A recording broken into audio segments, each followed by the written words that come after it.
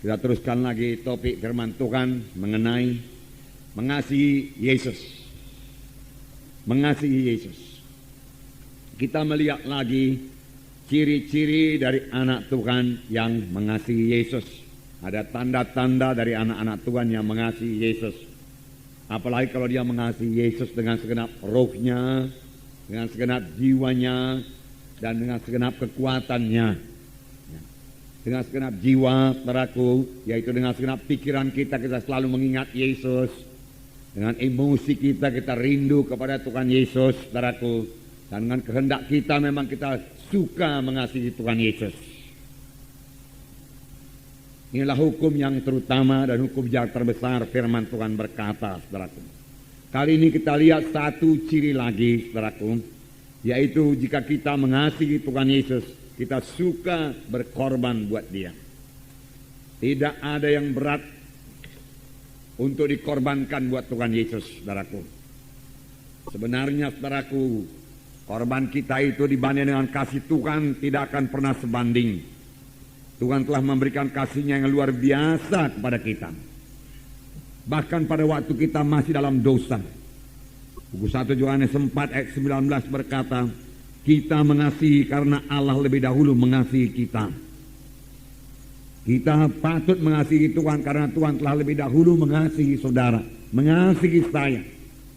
Dia mengasihi kita, saudaraku, dengan menggantikan kita dihukum supaya kita jangan dihukum. Dia dijadikan dosa supaya kita jadi kebenaran. Dialah substitusi kita, ganti kita. Itulah sebabnya kita diselamatkan oleh Tuhan Yesus. Dan sesudah selamat, Tuhan mengangkat semua kutuk dosa daripada kita dan memberikan kepada kita berkat Abraham. Sehingga kita berada sebagaimana kita ada sekarang. Saudaraku, kita patut mengasihi Tuhan kalau kita ingat dari mana kita dahulu diangkat oleh Tuhan. Dari kematian rohani. Firman Tuhan berkata, dahulu kamu mati oleh sebab segala kesalahan dan dosamu. Kita berjalan dalam kegelapan, tidak ada iman, tidak ada pengharapan, tidak ada hidup. Inilah yang paling parah, tidak ada hidup yang kekal.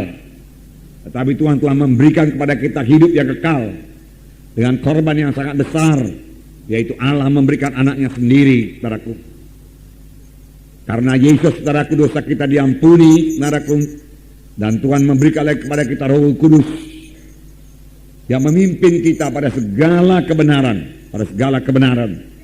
Sesudah itu Roh Kudus, saudaraku, terus memimpinkan kita hari lepas hari.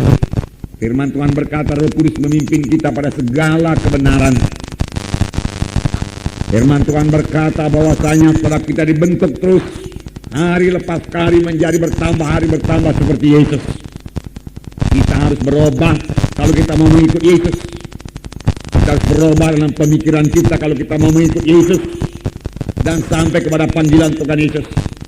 Kita harus berubah dalam karakter kita, tingkah laku kita. Kalau kita mau, saudaraku, memuridkan orang lain, saudaraku. Karena memberi teladan adalah yang paling perlu dalam memuridkan orang lain. Kita tidak bisa memuridkan orang lain dengan mengajar saja, tidak. Orang lain melihat hidup kita yang berubah. Pemikiran kita yang berubah. Orang lain harus melihat hidup kita yang suci. Dan ini terjadi kepada kita pada waktu Roh Kudus menyadarkan kita ini orang berdoa, kita ini memiliki lagi karakter-karakter yang diubahkan dan kita mau diubahkan dengan bertobat. Jadi bertobat ini, saudaraku, bukannya pada waktu kita menerima Yesus saja. Bertobat, saudaraku, kita laksanakan sepanjang kita di dunia ini. Saudara, pada hari Minggu kita dengarkan satu gaya hidup yang baru, yaitu gaya hidup yang bersekutu dengan Tuhan Yesus. Gaya hidup, saudaraku, yang berkata-kata dengan Tuhan Yesus, saudaraku, selalu. Gaya hidup berdoa, gaya hidup yang mengingat Yesus, saudaraku. Saudara, satu lagi, saudaraku, saya tambahkan kepada saudara, gaya hidup bertobat. Apa, saudaraku? Gaya hidup bertobat. Kapan Roh Kudus, saudaraku, menegurkan ada sesuatu dalam hati kita yang tidak turut dengan kehendak Tuhan, segera kita bertobat, kita tinggalkan.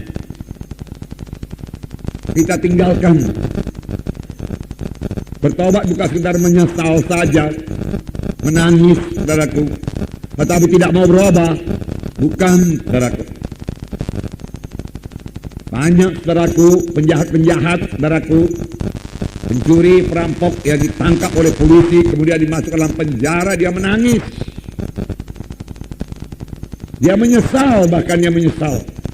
Tetapi dia sama sekali tidak mau meninggalkan, saudaraku, kejahatannya itu. Sesudah keluar dari penjara, dia kembali. Kalau ada kesempatan, dia kembali berbuat kejahatan. Saudaraku, yang diminta Tuhan daripada kita berubah.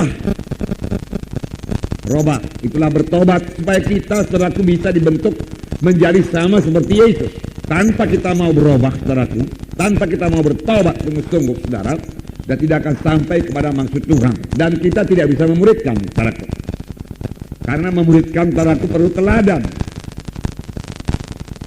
Karena saudara tentunya di kelompok sel itu memuridkan, saudara.